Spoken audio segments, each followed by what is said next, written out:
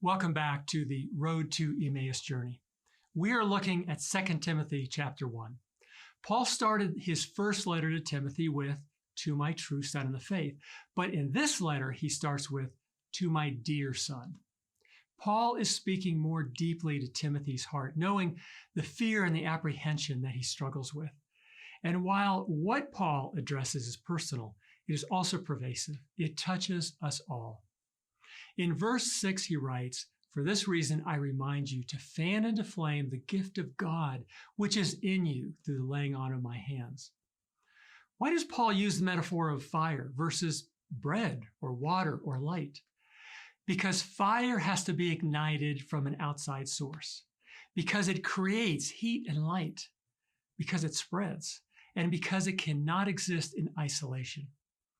We must fan into flame the life, the gifting, the calling of God, lest it become timid. The danger he's addressing is being timid, not having the fire go out. Timidity means to be lacking in courage, confidence, to be faint-hearted. In 1 Timothy 4:14, Paul says, "Do not neglect your gift." Neglect means to pay no attention to be unconcerned. If you've ever made a campfire, you know what work it takes, that you must tend it. If you don't, the fire becomes timid. It starts to go out.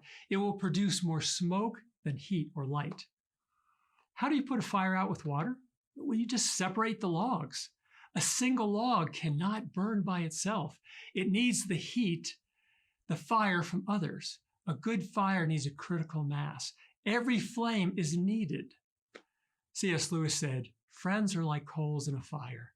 Together they glow. Apart they grow cold."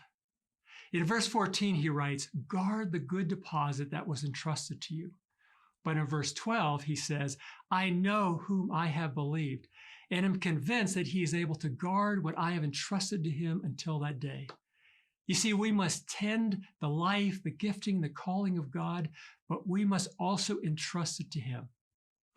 So until next time, let's guard our hearts together.